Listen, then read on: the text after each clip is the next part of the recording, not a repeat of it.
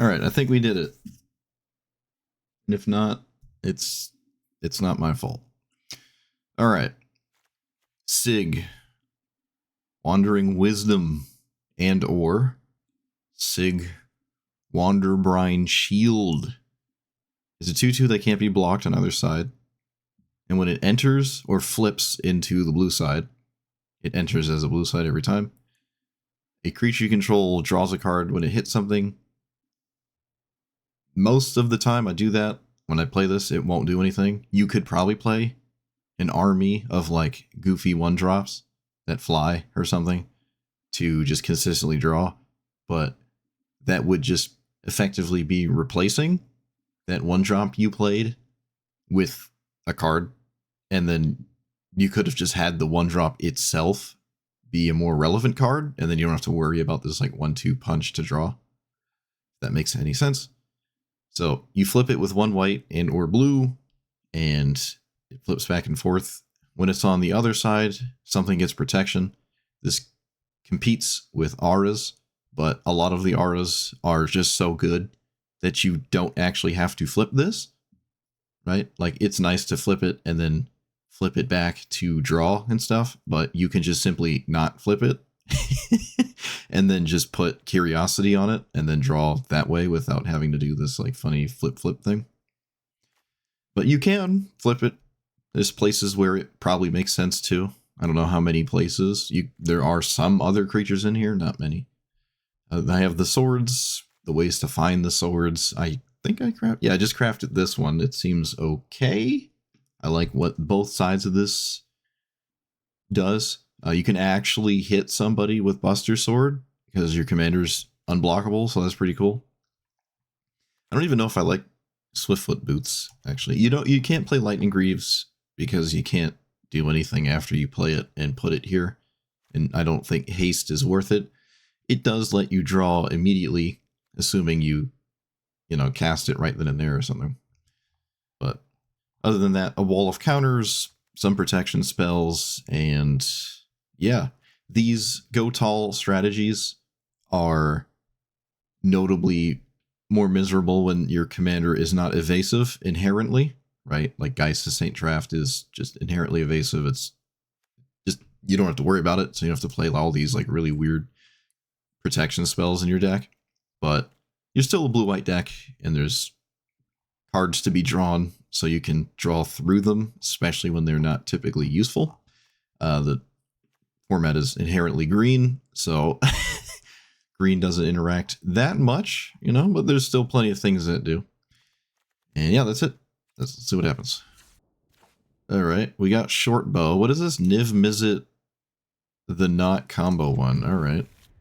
No max man size of searching controllers.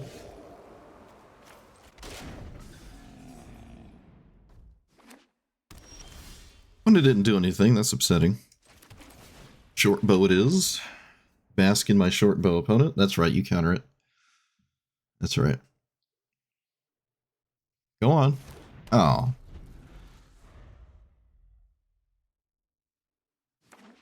Dang it.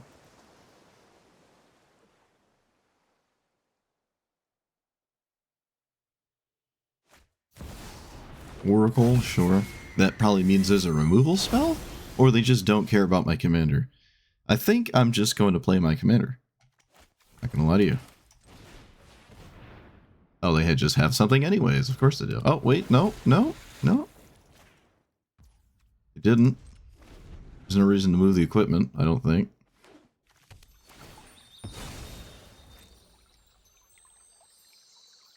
Well, at least it's just a 2/3. Under source, he controls non-combat damage. Alright. Burn spells to the face.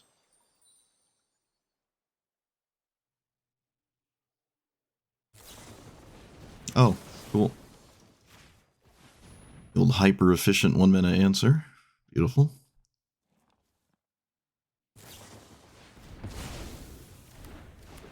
Alright, well I can just recast it.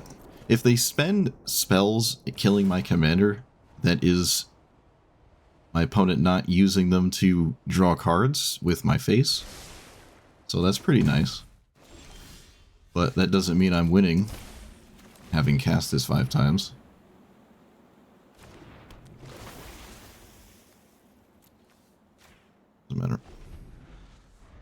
Also, it looks like there's Pactive Negation.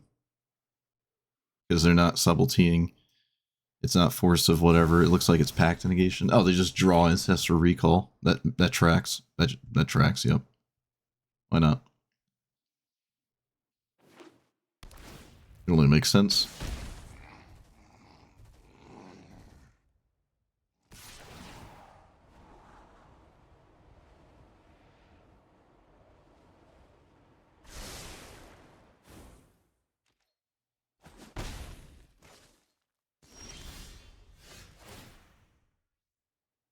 I don't see a reason to flip this.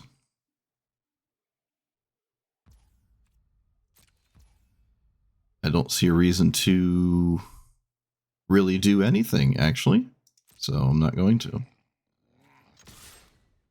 Ancestral Recall. Easy.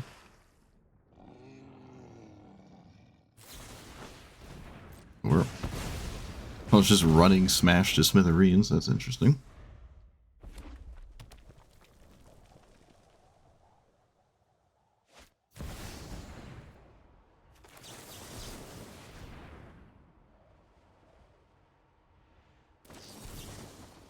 This is worth Pactive Negationing? But you just lose your... What? Okay. Well, I won that exchange 6 ways to Sunday. That's unbelievable. I'll take it. Let's go ahead and not do that. Do they have interaction? They don't. Alright, we're big chillin'.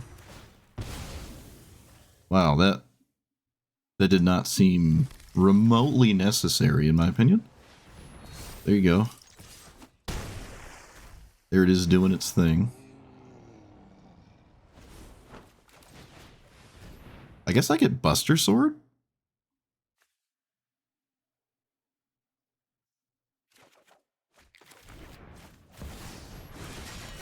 Alright, well, you gotta pay for your pact. That seemed just absolutely nuts to me. But suppose they got their Ancestral Recall to offset all of whatever just happened.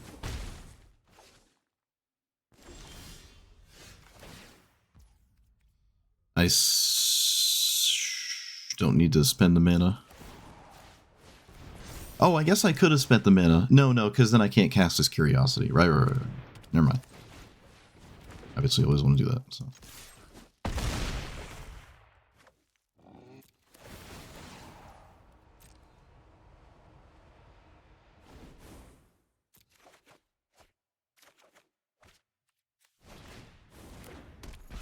And I'll just move this here.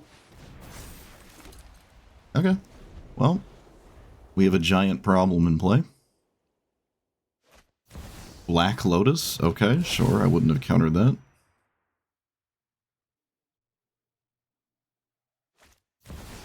I'm not going to counter that either. I feel like that doesn't do much.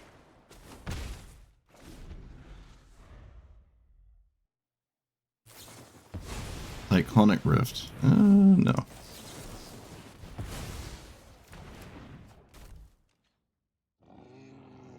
Can't swing. No, I wouldn't swing. I wouldn't swing. I need just 1 point of stats. Alright, yeah, they're just over it. Well, I mean, the Oracle found Ancestral Recall, so I don't feel bad about anything I did this game. But that was a weird pact. I'm not sure how important this was, but apparently it was extremely important. Alright, they mulligan to 6. Okay. A high-buy player that just mulliganed to 6 and then drew and gave up. Miraculous. They didn't find their Herp Dirt 1-drop. I don't know what that means. And they didn't want to go to 5? No idea. Okay. Let's see what kind of Ralph and Mikey this is. Find out rather quickly as well. I like both versions of this deck. Alright, no green 1-drop. That automatically means it's the other one. I'll take a lane. No. I have like zero respect for anything. I could just take a second to cast Peek, but I'm not. We're not here to think. We're here to play Magic. Alright. So... yes. And then play that, and then pass. Reprieve the 4, 2 into 4. Looks like that's what's going on.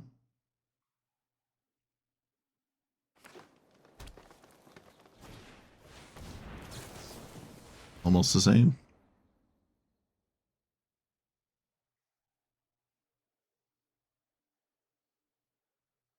Are you running? Well, if it's anything but Lightning Bolt, I'm going to be kind of surprised.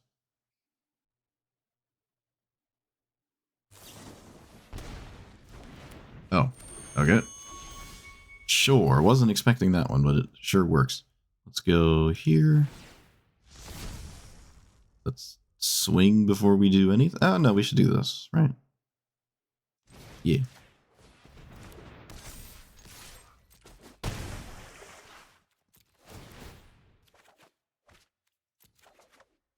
Do I?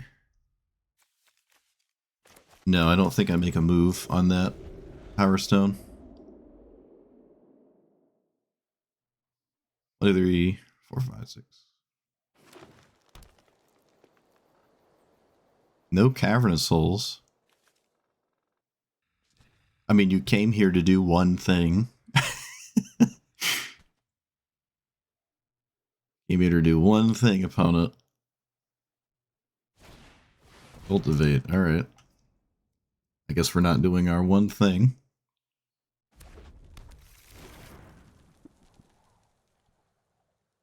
This doesn't stop you from getting hit from a counterspell. Like, what my opponent just did does not remove a counterspell from my hand. That makes any sense?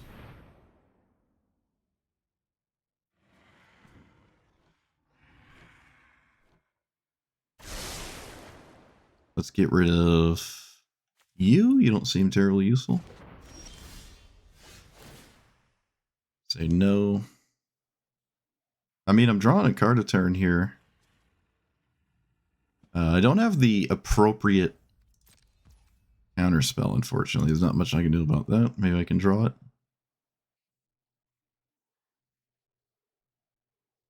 But, like, you can't play around counterspell by just playing more lands. Does that help? Blow that up. No, then I don't have mana to do anything else. So I guess I just pass. Okay. If anything, it gets harder because your blue opponent with counterspells draws more cards. Or counters.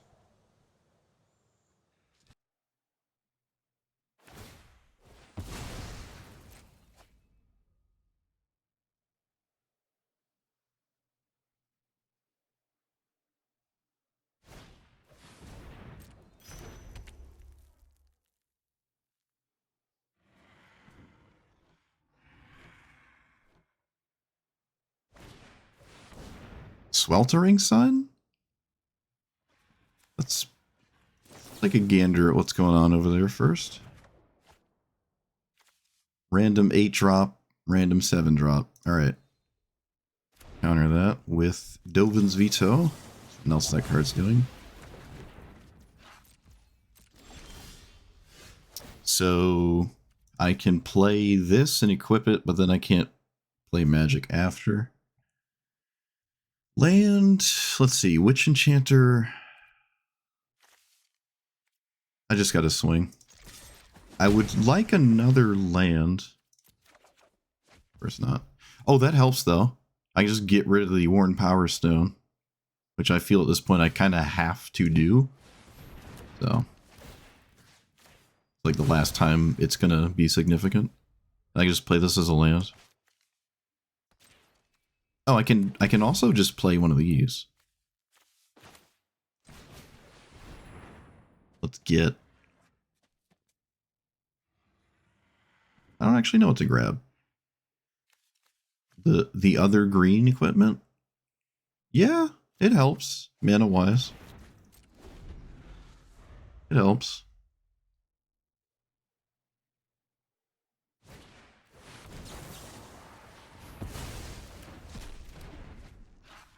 They did not play a land first. They didn't respect, like, Force Spike.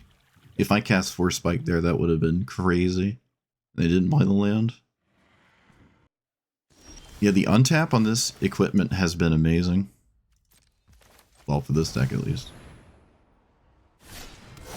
Go ahead and do that, shall we?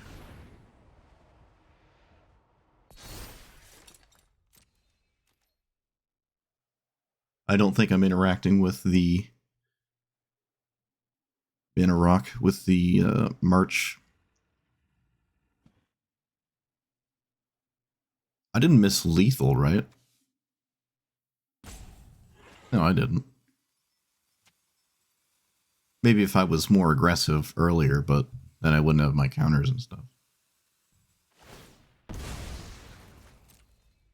Oh, could I have put them to 1? And then they can't use the fetch land? That would have mattered. No, I didn't have that either. Okay.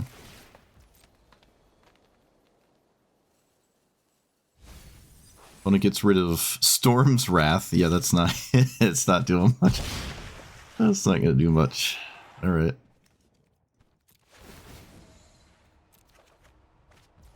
Yeah, there's no using this extra land here. And then play nothing? Tax? Okay, well, I don't see my hand doesn't help me win. I don't have to put more into play. Remove this creature from... Okay. I technically cannot deal with that, so... Alright, what does this do? Not gonna use that. Alright. This is unblockable, and I have to do 20 damage. Dealt to this instead, so I'm pretty sure my stuff does not trigger. Oh, wait, I just win. Alright.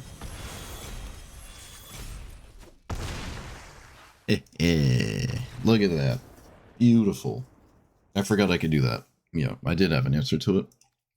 What was the other thing they had? This is a crazy one. This is crazy.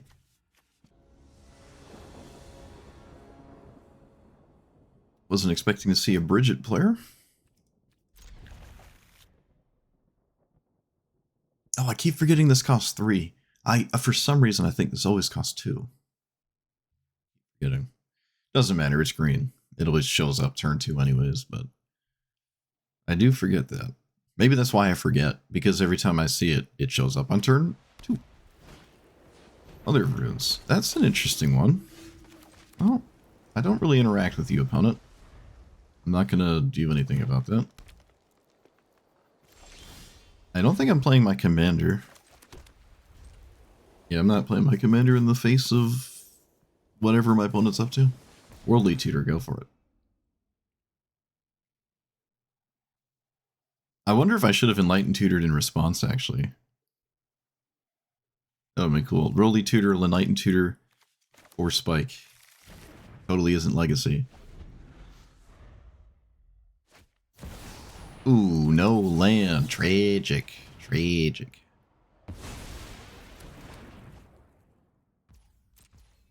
Let's do...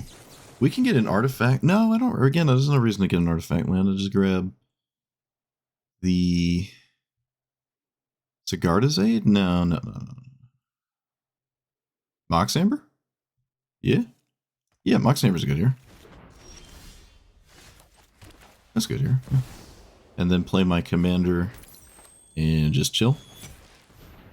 As one does. Chilling. Target this. Send a message.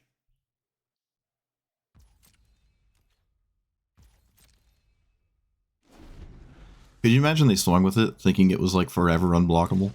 Alright, they're over it. Speaking of not caring, what is this one? This is the 5-color one that does the, what else does it do? Oh, it's got a partner. Just talked about not feeling like reading Ninja Turtle Commanders. No, my opponent has 2 of them. Let's play that. Pass. Investigate, and then his turn.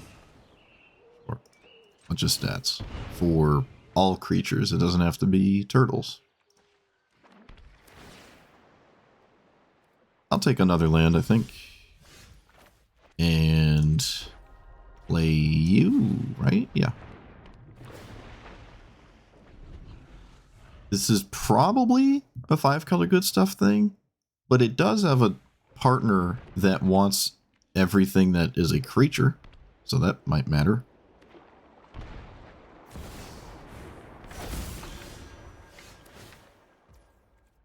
That might matter.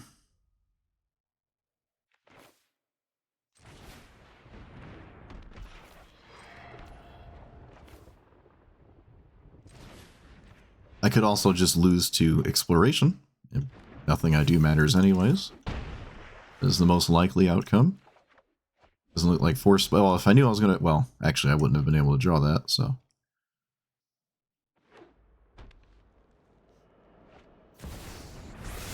Okay, they didn't have another land. That's one way to beat exploration, I guess. Oh, they did. It was just tapped. Sure. That was a good draw. I mean, these are the things I need to get out of what's happening currently, so.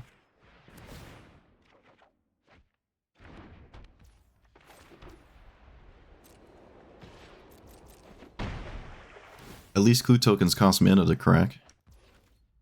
And I'm not going to interact with this 3/2 in any way.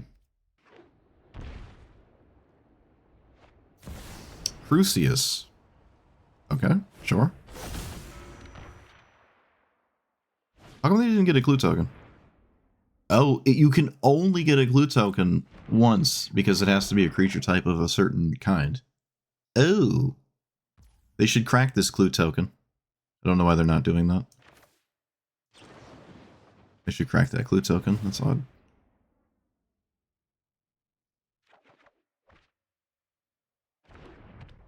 It's more Crucius fuel.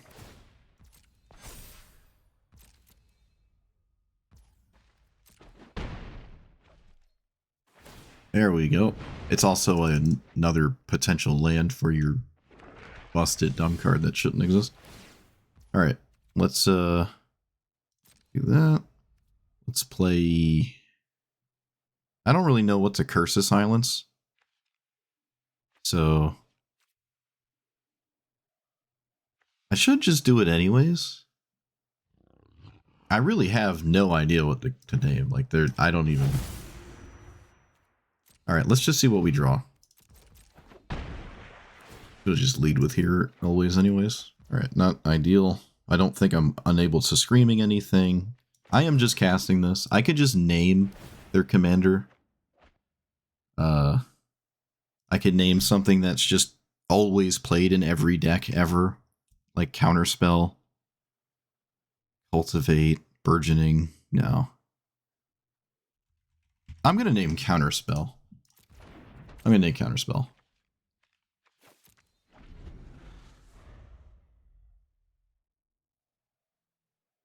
I could name like Sultai Ultimatum.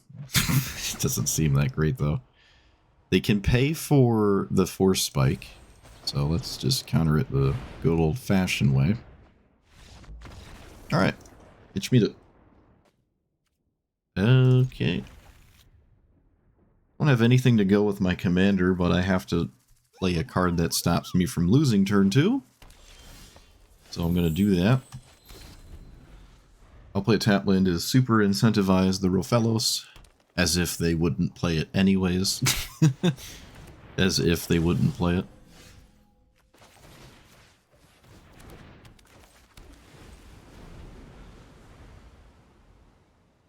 I do have an Enlightened Tutor.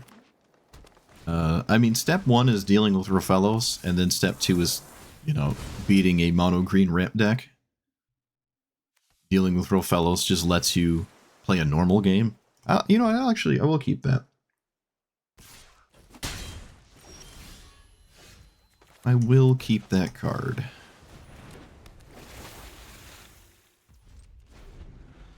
An Enlightened Tutor for... Ideally not in equipment, but I can get the protection from green one. It's slow to do anything, and I don't know if... I like it more than the green-red one, I'll say that. They should swing with their command. They do not swing with their commander. I think they should. Yeah, we're gonna just commit to getting the green thing. My commander is unblockable, so I like a lot what this equipment does. Even though my commander is already unblockable. Really? Where's Merfolk? Thank you. Let's deal with... Actually, you know what? We're not here to really think about anything. So let's just do this. I didn't sign up to think about stuff in a Real Fellows matchup. They don't have a 4-power creature for Fanatic, which is the significant thing, and they didn't do anything last turn, but I'm sure there's stuff to be done here. Okay, that's a 4-power creature. I think it's immediately a 4-power creature. Yep, of course it is. Isn't it great when your opponent's 3-drop actually nets the mana? They have more mana now because they played a 3-drop than they did if they didn't. Typical green stuff, right? Still nothing to do. Beautiful, I guess. Beautiful. Let's play this. Let's do this. Probably have to take care of Mossborn Hydra if I aim to win this game. So, let's go ahead and do that, shall we?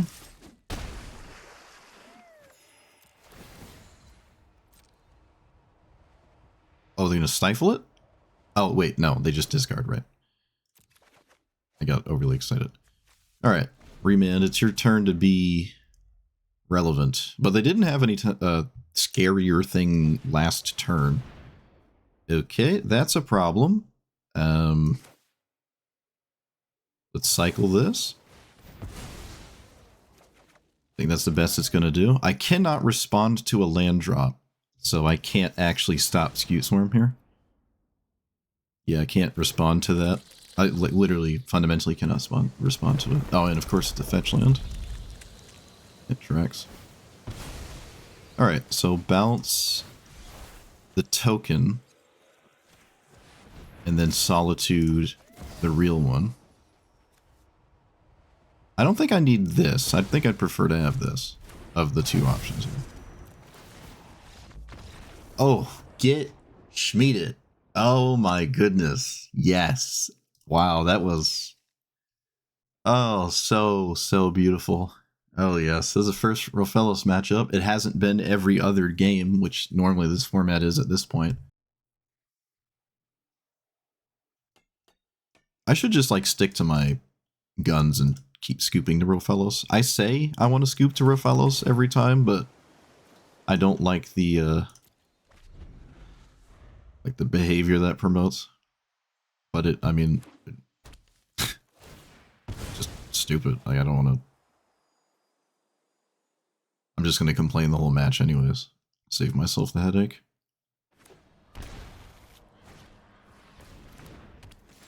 Oh, best 1-drop in the game for my opponent. For their deck strategy. Do I deal with it? I think I do. It's better than casting Peak. Yeah. Yeah, yeah. If I'm gonna deal with, I have to deal with it if I want this to do something, so I might as well, and I might as well spend the mana now. That is not, wait. Beginning combat, number of creatures get general target creature. Okay.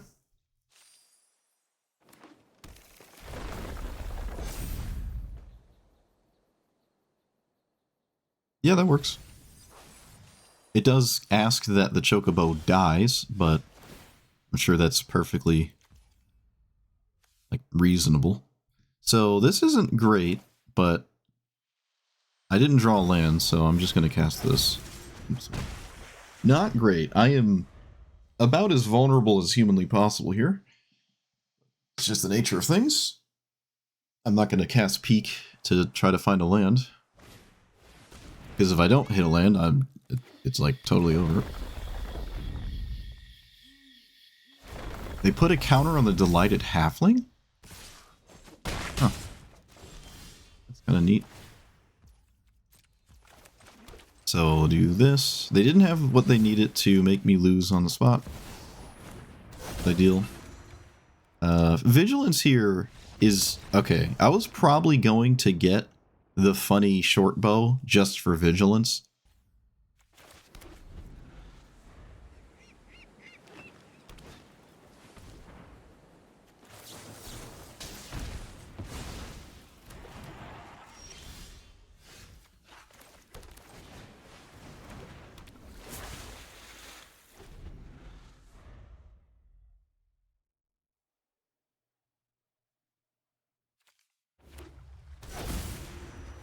That was a good thing I force spiked.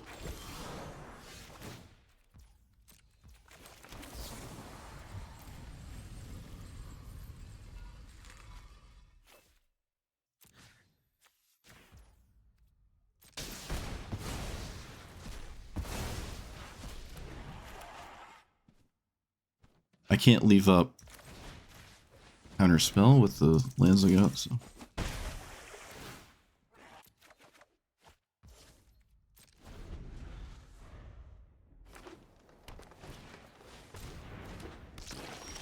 This is elf, yes, specifically says elf. So let's swing again. Yep, I can't block it. Just casually drawing cards a turn, I guess. 2 cards. Not the best. This can't hit lands. Alright, well, another spot where I, kind of wish I hit a land. That is an elf, but it gets reprieved all the same.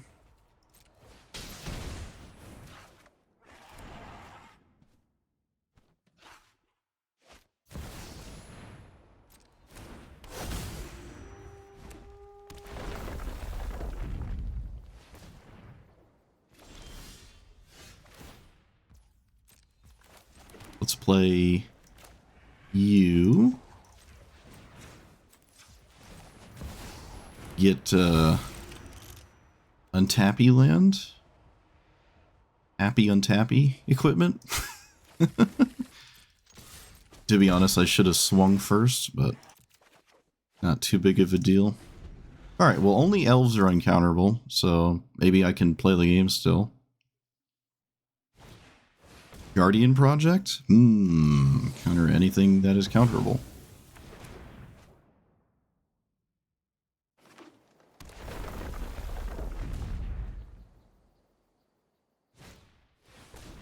Oh, look. A must-answer threat that wins on the spot, if not dealt with. Must be nice. Oh, look. I found an answer to it. I found the on-the-spot answer, or I lose the game type thing. They block the Stoneforge, right? Yeah, they do.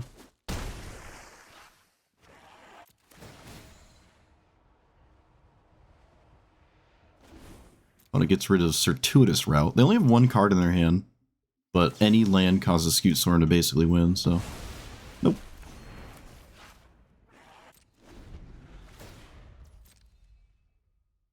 Well, can't say Rofellos matters anymore.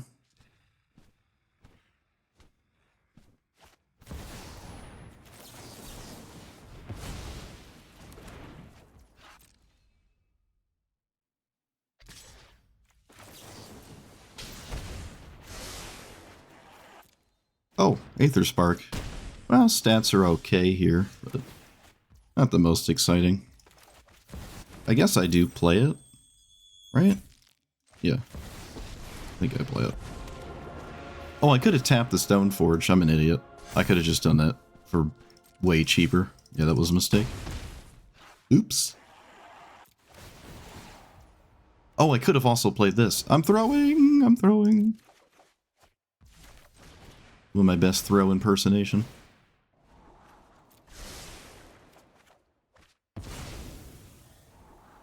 That doesn't matter. Okay. Oh, they're top decking. Terror.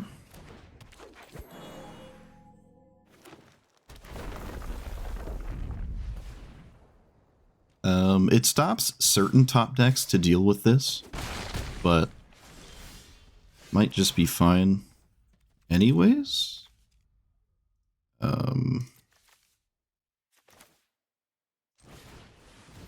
Probably should still just vomit out everything in my hand anyways. But Rofellos doesn't matter. It's still the only thing to take because it gives you like Ulamog top decks. So it's rational to get rid of it. But now they can't cast something like Ulamog.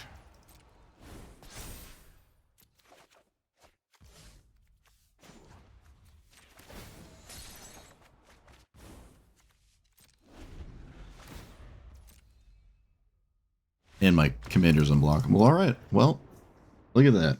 Absolutely dunked on Rofellos once more. Never feel bad about that. Never feel bad about that. This is a 5-drop. I'm not gonna... I want more lands.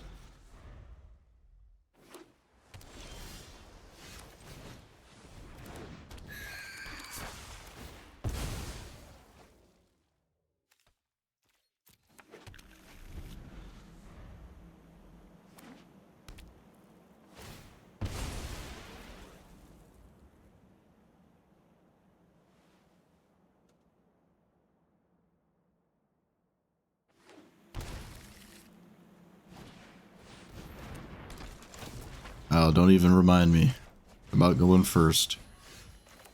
I will ramble on about that. Let's play this, that. Yeah, we play this now.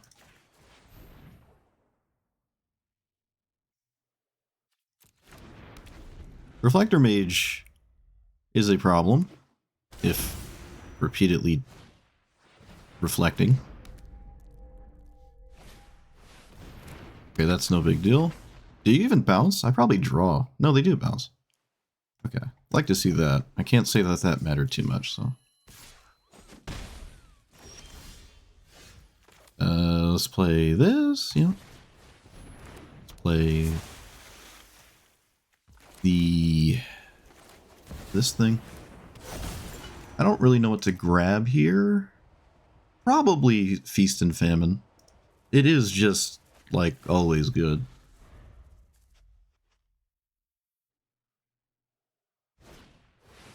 What the heck is that? Basic land card or cave? Okay, so you get the Urza's Cave? It does not. But if it did, would have been alright. No. Alright, let's do it the right way this time. Shall we? Which I don't think actually changes that much, except I can play the Siren Storm Tamer first. Look at us go. Look at us get there. This sword is exceedingly satisfying. And pass.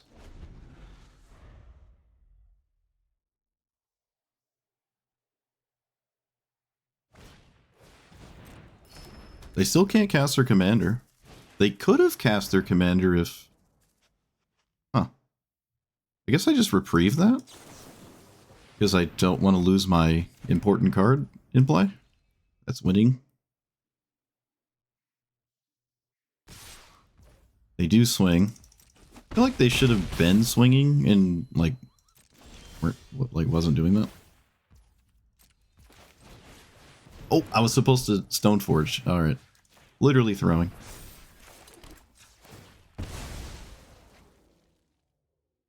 It doesn't matter. Or rather, it probably doesn't matter. 12. Breakpoint. I'm not blocking.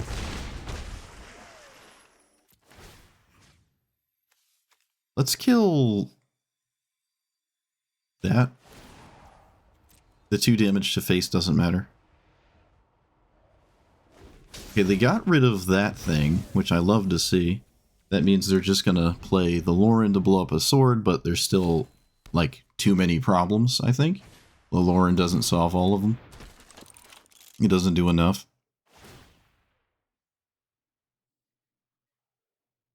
It has to blow up the fire and ice. I don't think it can blow up the black-green one.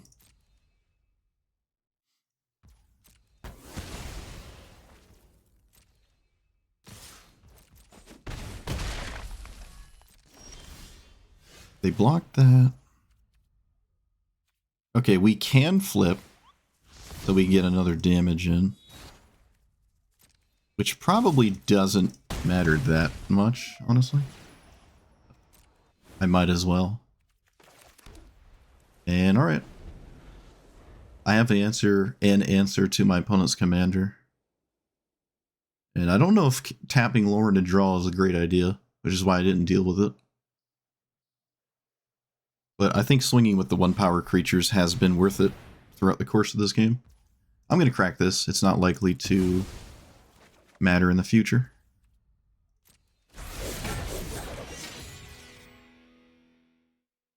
So we can wait till after combat.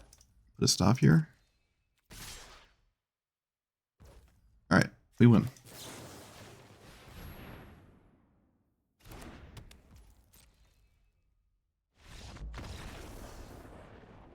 I wasn't sure if they were going to swing. Wait. Yeah, okay, it doesn't matter. It doesn't matter. If they swing or not, it doesn't matter. I have lethal in an unblockable thing. They just need all that help. Well, it's 100% that I'm force spiking, so I'm not going to play the fetch land. Get the surveil land. Wait, what? Oh, Utopia Sprawl, sure. Why not just have more mana?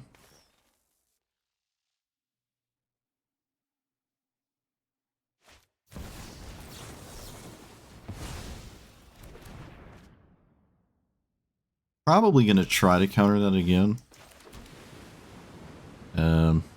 Yeah.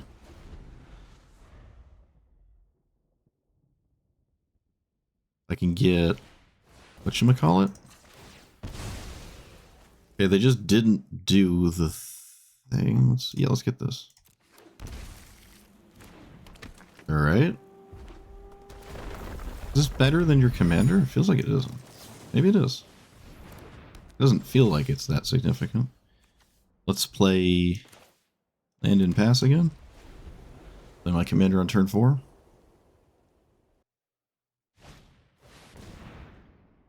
Okay.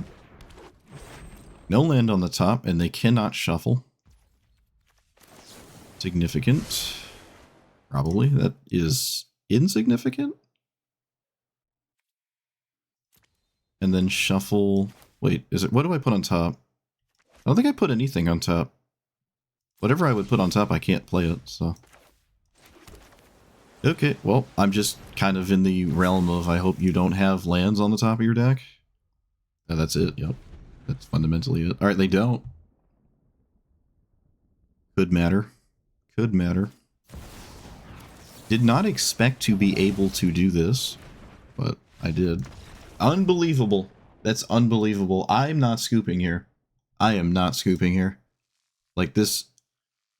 My next turn is like... I don't know? Probably just curiosity. I don't really know what I would put on top here. So yeah, this isn't looking great. I want a sword that I can equip immediately, and I can't do that without another mana. So I probably know casting this. Just cast curiosity, swing and start drawing. But I don't have an answer to this. It just kills my commander. I don't have an answer to Roxanne if they cast it. Like, this game is... I just lose. I'm losing significantly. I don't understand how, of all the things that are scary, they thought Ren and 6 was, like, that crucial. I mean, it does find the land, but you're just chilling. You're chilling. So I can't even answer castable threats. Like... Alright, well, green players, you counter too many things, they just give up. The brain can't handle it. Like, just because you missed a land drop twice in a green deck doesn't mean you lose. It really doesn't.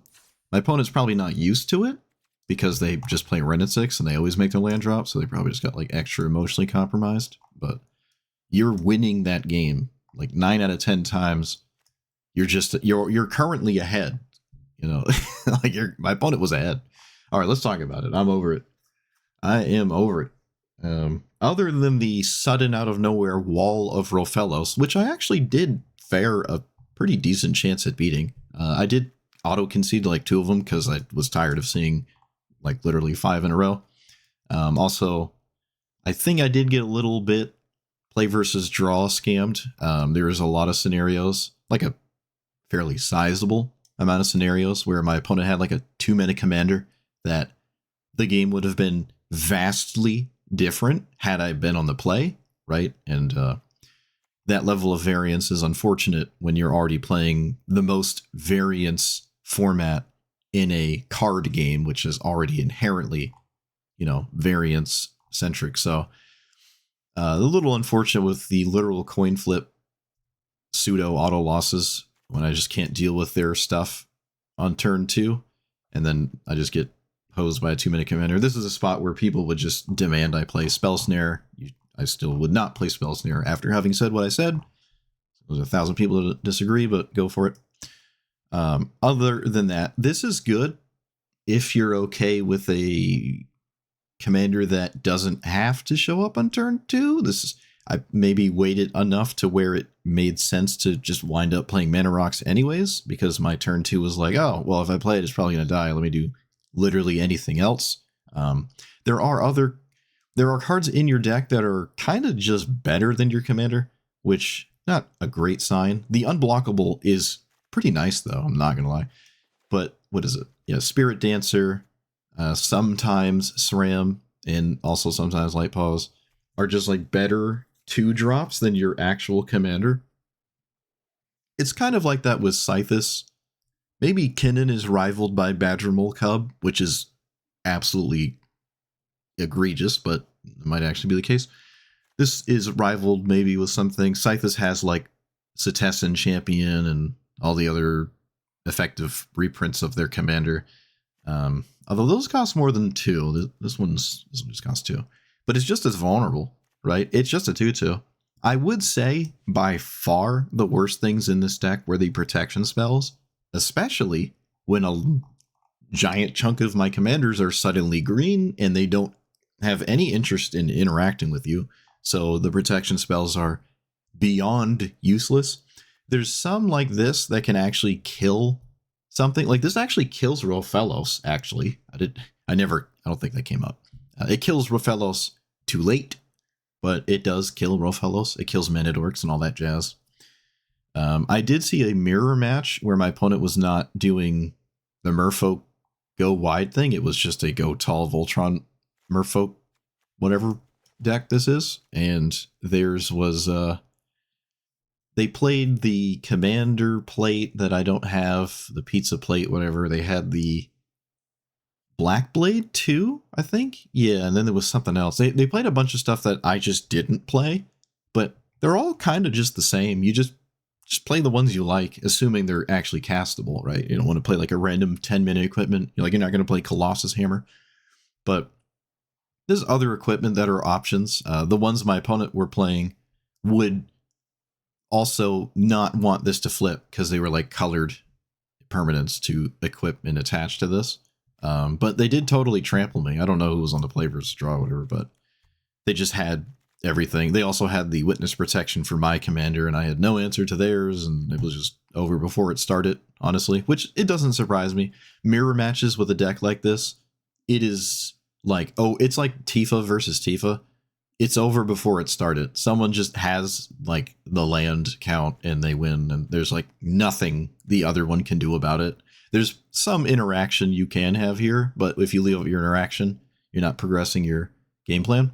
And your opponent can just cast equipment, and you're going to counter the equipment, or you're going to counter the creature it all equips to. So stuff like that happens a lot in a mirror with these Geist to Saint Traft mirror matches style decks. It's funny. I saw a lot of Ninja Turtle commanders, like a boatload, and I like them. It's cool to see a bunch of new commanders, even though I think they're all really cringe. It's still cool to see them. I like that. And yeah, this is successful. When you're doing the thing, it works, right? It works like any other. Put all your stats into one giant creature, or rather one small pseudo evasive creature, and then suddenly they can never block it. It is awkward when unblockable is not relevant because you have an equipment that gives it protection from your opponent's deck, mostly green, and then they can't like do anything, you know. No, Force Spike works.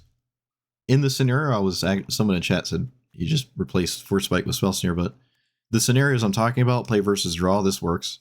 It not only works in that exact scenario, countering 2-mana commanders when you only have 1 land, it also counters things on other turns, unlike Spell Snare, which I have played a lot just to confirm that it is not something you should play, and I've done that enough already in the past few days. Any hoodles, this is a wizard, so you can play the wizard cards. I do like that. I don't know if I've said that in the intro, but these are cool. I didn't really find any Merfolk Matters cards. Someone brought up an enchantment that when you play or you swing with a Merfolk, you get like a 1/1 hexproof Merfolk. That makes it easier to flip this and give protection to something, so you could then flip it back later. But I was using my mana like every turn, and flipping this twice just to draw every other turn is kind of not great, especially because it costs mana. It's like a little uphill battle there. Didn't feel like I was ever going for that, which is not a big deal. That's fine. Just simply a 2/2 unblockable. Is it like, what is it called? I think it's called Killian. I gotta read Killian again. Oh, that's stupid. Is there a way to like just browse your I feel like when I click the collection thing, it actually doesn't show me every card I own. Just the ones that are legal and like standard. Oh, no, it worked. So there is this. I am a fan of this commander. It's been a while since I played it. I didn't really find myself utilizing the discount, but it is pseudo unblockable. It does have menace, and once it's anything bigger than like a 4/4 or something, it's hard to double block it and have a favorable block because of menace alone. So that is significant to me. There is Ketramos now. Now you could argue that's rather different than this, but it is a thing that does kind of turn itself sideways fairly quickly. Ketramos does not struggle to begin to attack, and you're not really dealing with Ketramos reliably. So not really. There's a lot of ways they can blow up your Frogifies and whatnot. But let's just say I don't compare this to Ketramos. Maybe that's not fair. This is cool. There's a reason you probably don't see it that much, though. There's things that are maybe just better than it now, but always something to consider. The discount is a bit awkward with it. It can be awkward. But no, I'm doing that thing where I'm trying to build a deck in my head, and I'm not gonna do that right now. But it is notably different from this. That discount can matter. Menace is pretty close to true unblockable, and it just makes your equipment way more reasonable with giving unblockable a second time. Like, no matter. But you do have Buster Sword. That's cool, because this is always unblockable. They can't do anything. I never got a really efficient Buster Sword. I don't think I did. I think the one time it did something impactful, it wasn't enough. Like, I unsummoned a Rofellos who had the Staff of Domination in play, and then they just replayed it the next turn because I couldn't do anything. And I just lost anyways. So, yeah, it's nice to hit people with it, but I didn't have it do anything crazy. Well, what I did like a lot was this. This was probably my favorite equipment in this deck, and I crafted it today. I liked it more than the other sword options. It just untaps your stuff. It lets your counterspells be relevant while also attacking your opponent's hand. And, you know, untapping your lands is just so significant in a blue-white deck with counterspells and instant speed interaction, protection spells and all that jazz. So it's quite nice. But yeah, it does feel a little vulnerable. The only significant thing I would do here is remove some amount of something and just add the giant wall of 2-mana rocks. So you can play this on turn 3 with mana up and then just see where you go from there. This does mean your turn 2 is not a counterspell for whatever your opponent might be doing, but it also means that you can have a better feeling game when you're on the draw. So you're not like, oh, well, I can't do anything because by the time I have my counterspell, it's too late. My opponent's whatever is in play and I can't play my mana leak or something. So yeah, the greatest argument for Spell Snare is probably found here. And again, I'm not playing Spell Snare. It's just mana rocks, just a giant wall of mana rocks. I don't know how you make room. You can probably take out the protection spells and just say, screw it. If you kill it, I just move on with my life. Or I just try to cast it later if you kill it, because mana rocks let me cast it later. And if the idea is to only cast it on turn 3 when I already have 4 mana, well, that means I have enough mana to cast it a second time the next turn anyways. So you can go that route. And who knows, you're probably better for it. It's not even like there's a lot of protection spells in here. We do have counter spells, which, you know, kind of act as protection spells. But I will say, flipping this just doesn't matter when you're trying to go tall with it. So you can play colored stuff to stick on there and not like knock it all off because it has protection from each color, which again doesn't matter because it's already unblockable. Yeah. But hey, it's got both the Moxes in it. That's nice. It felt like Mox Opal was online enough to where I didn't need the really bad tapped lands that are just artifact lands, but they enter tapped. They got in the way more than they helped with Mox Opal. And they're a bit ironic because if you play Mox Opal and you turn it on with a tap land, well, you played a tap land. So you like what? The Mox Opal just untapped that tap land with a turn cycle until next turn where you get the extra mana. It's like you're not even helping yourself out too much with the tap land on, like, you know, that exact turn cycle. Not even that great anyways. But yeah, Double Strike was only good if I had something else going on. And I think one of those games I might have, but for the most part, Double Strike didn't feel like I'm never going to try to get this on my creature first if I have other options, because simply doing 4 more damage and nothing else is kind of lackluster with a 2/2 unblockable. But once you get Curiosity or something, it starts to spiral out of control very quickly. There is a few double strikers, I think. There's like the Shrieking Horn or something, 3 mana, 2 to equip, just like a regular Sword of XYZ. So if you like Double Strike, there you go. It didn't seem like it was ever the first thing I went for, but, you know, there's always those worlds where all the things are in play at once and it gets crazy. I do like Vigilance. I liked it enough to want to play this, but again, it might just be better cards. Maybe even simply a combat trick to untap your commander is better than this. That maybe that untap also gives it like Shroud or something, and then it's like Vigilance. You know, you can block out of nowhere or whatever. Reach is good, though. Reach is also good. Like, these two things are quite nice with an unblockable, ever-growing commander. Just those 2 lines of text there are really significant, in my opinion, at least. So that is that. I like it. I do. I think this is a neat commander. It's just that it's not evasive, right? In the face. It's not face evasive. It's only attacking evasive, and that is huge, right? That is a huge difference between Geist of St. Traft and this, and apparently that one difference is enough to make Geist of St. Traft completely trapped in Hell Q, where it just doesn't stand a chance. Man, always on my mind. Geist is rent-free in my head, man. That one line of text brings it from normal commander stuff to immediate bracket 5. There's nothing that can be done about it in the eyes of Wizards of the Coast, so it has to just become a disaster because it can't stand up against the other bracket 5 decks. But hey, that's the price you pay for that kind of effect, I guess. So be it. I think Rofellos should be bracket 5, but I complain about Rofellos so much, it's no longer productive. Let me know what you thought about this commander. Like, comment, subscribe, and I will see you guys next time. Thanks for watching.